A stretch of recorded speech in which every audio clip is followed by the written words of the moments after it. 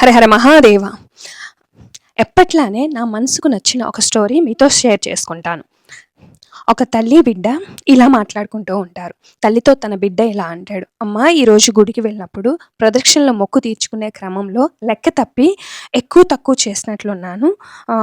నాకు పాపం తగలదు కదా, స్వామికి కోపం రాదు కదా అని. అప్పుడు ఆ తల్లి బిడ్డతో ఇలా అంటదనమాట, నిజమైన ప్రేమ భక్తి ఉన్న చోట లెక్కింపులకు తావుండదు అని ఒక చిన్ని కథ చెప్తుందనమాట బాబుతో.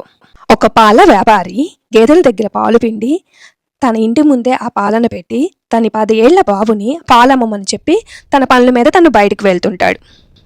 బాబు కూడా పాల కోసం వచ్చే గిరాకీలకి చక్కగా ఎక్కువ తక్కువ కాకుండా మంచిగా కొలిచి పాలమ్ముతూ ఉంటాడు. కానీ ఆ పాల కోసం వచ్చే ఒక ముసలావిడికి మాత్రం లెక్కలు చూసుకోకుండా ఒక్కొక్కసారి ఎక్కువ పాలు ఒక్కొక్కసారి తక్కువ పాలు పోస్తుంటాడు అనమాట. అలా పోసినప్పుడు ఎక్కువ పాలు పడిపోయినప్పుడు బాబు ఏమనుకోడు, పాలు తగ్గినప్పుడు ఆ ముసలావిడ కూడా పట్టించుకోదనమాట. ఈ పాల వ్యాపారి ఇంటి ముందు ఒక గుడి ఉంటుంది. గుడి ముందు ఒక సన్యాసి జపమాలతో స్వామిని జపం చేసుకుంటూ ఉంటాడు.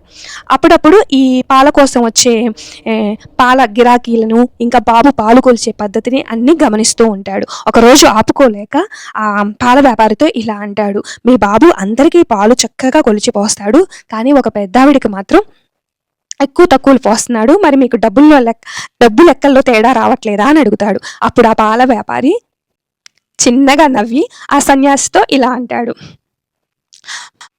మా బాబుకి వాళ్ళ అమ్మమ్మ అంటే చాలా ఇష్టం.